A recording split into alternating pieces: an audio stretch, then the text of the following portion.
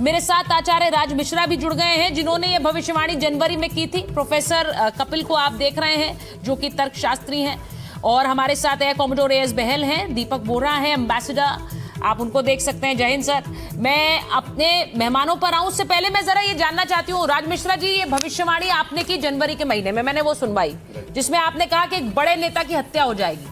अब बड़े नेता की हत्या हो जाएगी, उसके बाद युद्ध होगा, और उस युद्ध में मार्च के महीने में अमेरिका और इजराइल इसमें इन्वॉल्व होगा। ये मैंने आपका बयान चलाया, जनवरी में आपने ये कहा था? जी बिल्कुल कहा था मैंने जनवरी, और इवन सुचारिता जी, मैंने दिसंबर में अपने ही कुछ चैनल के लिए वीडियो कुछ बनाए थे, जिसमें मैंने जो परिस्थिति घटित हुई है, मैंने स्पष्ट रूप से कहा था कि जैसे ही, क्योंकि ज्योतिष में मंगल को साधारण प्लैनेट नहीं कहा जाता, ज्योतिष में मंगल को अग्नि कहा जाता है और राहु को एक्चुअल में बारूद कहा जाता है। मैंने उस वीडियो के अंदर कहा था कि जब ये दोनों प्लैनेट एक साथ जाएंगे तो फिर विश्व एक मुश्किल परिस्थिति में खड़ा होगा, युद्ध की परिस्थितियां निश्चित रूप से होंगी। और ये बिल्कुल क्लियर था कि कौन से कंट्री के अंतर्गत, बाकायदा आपको पता हो, शायद आपने देखा होगा, मैंने उसमें बाकायदा नाम लिया था कि इजराइल, अमेरिका और ईरान, ये परिस्थितियां जो होंगी ये इनके साथ बहुत खराब होंगी। उसका कारण होगा एक नेता की मृत्यु। अच्छा, मैंने उस वीडियो में बात बोला था, अगर चाहे सुचारिता जी, कई बार ये होता, खैर मैंने जनवरी में बोला था, फरवरी में परिस्थिति स्टार्ट हुई,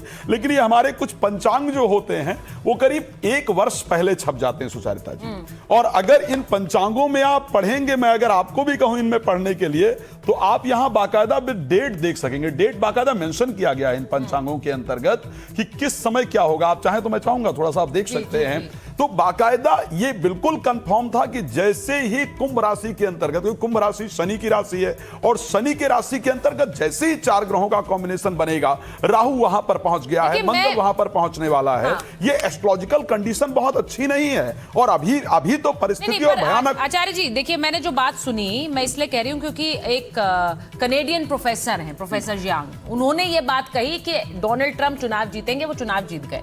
उसके बाद उन्होंने कहा कि ये चुनाव जीतने के बाद ईरान से युद्ध करेंगे। वो युद्ध हो गया है, पहले भी हुआ। अब उन्होंने ये भी कहा कि युद्ध लड़ेंगे, लेकिन वो युद्ध हार जाएंगे। अब उनकी ये भविष्यवाणी चर्चा का विषय बनी हुई है, वायरल हो गई है। अब मैं आपसे पूछ रही हूं, क्योंकि आपने भी ये बात कही थी कि एक बड़े नेता की हत्या हुई कि जनवरी में आपने कहा, और वो हो गई। तो अब इसके बाद क्या है? मैं एक बार प्रोफेसर कपिल को भी 30 सेकंड के बाद मैं आता हूं वापस। मैंने ये भी कहा था कि बाकायदा एक मुस्लिम कंट्री के अंतर्गत होगी, एक नेता की हत्या होगी, उसमें ईरान सम्मिलित होंगे। और मैंने भूकंप भी कहा था, मैं दोबारा कह दूं, क्योंकि डोनाल्ड ट्रंप का जो जन्म हुआ है वो सिंह लग्न के अंतर्गत हुआ है, वृश्चिक राशि के अंतर्गत हुआ है। वृश्चिक राशि में केतु है, वृश्चिक राशि के अंतर्गत चंद्रमा है, दोनों प्लैनेट जाकर के वहां पर विद्यमान हैं। मैं इन भविष्यवाणियों पर जरा देखिए, हमारे देश में बहुत से लोग इस पर भरोसा करते हैं, लेकिन बहुत से लोग नहीं करते हैं, क्योंकि ये जियोपॉलिटिकल सिचुएशन है। ये जो जिस तरह से घटित हो रही है, इसका अनुमान पहले से कैसे लगाया जा सकता है? प्रोफेसर जियांग भी कह रहे हैं, आप भी कह रहे हैं। मैं एक बार प्रोफेसर कपिल के पास जा रही हूँ, 1 मिनट रुकिए। प्रोफेसर कपिल, क्या ये मुमकिन है कि आप पहले से भविष्यवाणी तय कर दें? प्लीज तर्कशास्त्री और ज्योतिष जी को लीजिए स्क्रीन पर। मैं जरा चाह रही हूँ कि बताएं, क्या ये मुमकिन है प्रोफेसर कपिल, जो ये भविष्यवाणी कर रहे हैं, इससे पहले प्रोफेसर जियांग ने की, वो तो सच हुई है?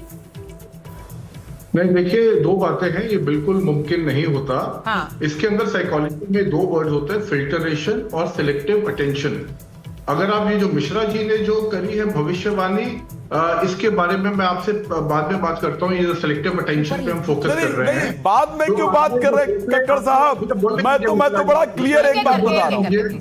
मिश्रा जी प्लीज, मिश्रा जी बोलने दीजिए मुझे।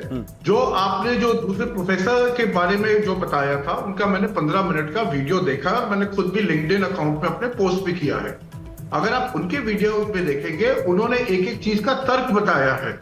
उन्होंने ये बताया है, अगर यूएसए जो हारेगी वो इसलिए हारेगी क्योंकि जो ऑयल फील्ड्स वगैरह है, जो वर्ल्ड वाइड जो ऑयल प्रेशर आएगा, और उसकी वजह से, क्योंकि वहां पे आपको मालूम है जो 33 किलोमीटर का स्ट्रेच है जो ईरान ने बंद कर दिया है, तो उन्होंने उस तरह सबके तर्क दिए हैं। और उसके बाद उनके तर्क में सेंस है, क्योंकि वो उन्होंने पूरी वर्ल्ड वाइड असेसमेंट करी है, और उसके बाद उनका ये नहीं, आप उनके तर्कों को मान रहे हैं प्रोफेसर कपिल? एक मिनट, आप प्रोफेसर जियांग के तर्कों को मान रहे हैं? नहीं, देखिए, वो प्रेडिक्शन नहीं है, उनकी prediction is assessment based on the current global phenomenon. तो वो तो ये भी कह रहे हैं कि ट्रम्प जंग हार जाएंगे, तो मैं मानूं ट्रम्प जंग हार रहे हैं? नहीं, सुनिए उन्होंने क्यों बोला है ट्रम्प जंग हार रहे हैं, ये भी तो आप जानिए ना।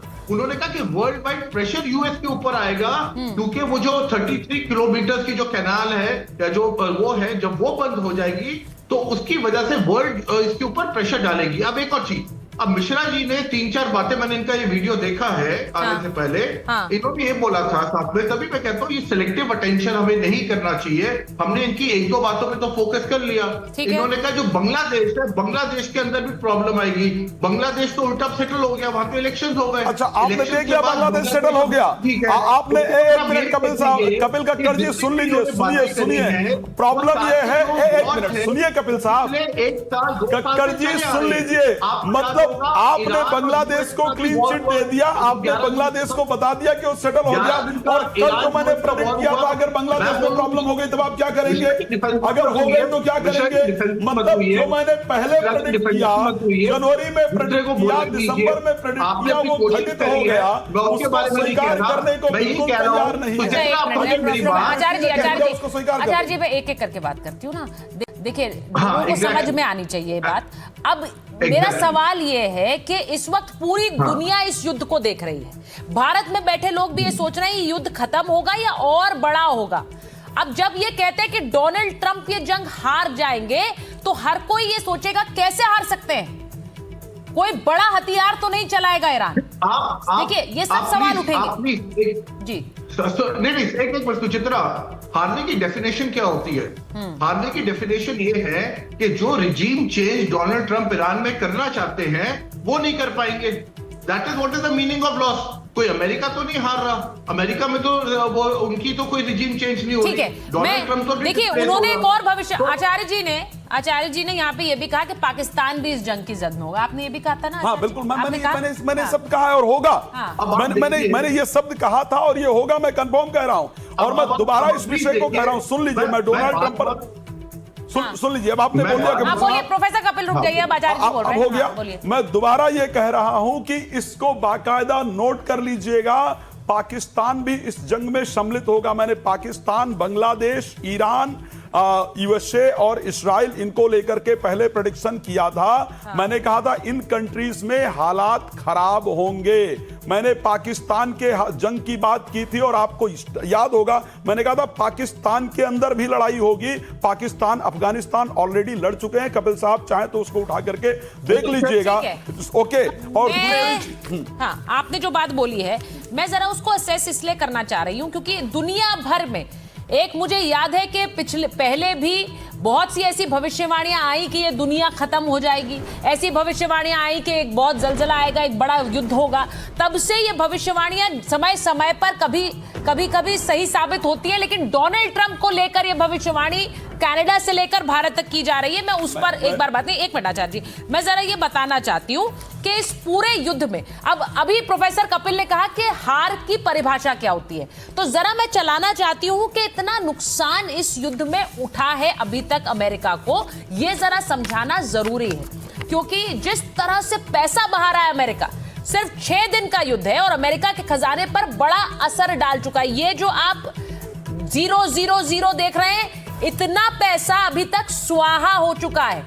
पहले 24 घंटे में आपको बताऊं, 6,871 करोड़ रुपए खर्च किए अमेरिका ने इस जंग पर, पहले 24 घंटे में। जो विमान और नेवल फ्लीट की तैनाती में भारी खर्चा हुआ, जो अनादोलू न्यूज एजेंसी है उसके मुताबिक तैनाती में 5,556 करोड़ रुपए खर्च हुए हैं इस युद्ध की तैनाती के लिए। युद्ध को लेकर अमेरिका के वित्तीय विशेषज्ञों का बड़ा दावा है। क्या दावा है? कि अमेरिका को 18,87,000 करोड़ तक का नुकसान हो सकता है। ये जो आप तस्वीर देख रहे हैं, ये जो आप 000 देख रहे हैं, 18,87,000 करोड़ का नुकसान हो सकता है अमेरिका को। 2025 में जो 12 दिन का युद्ध हुआ था उसमें भी भारी पैसा खर्च हुआ था।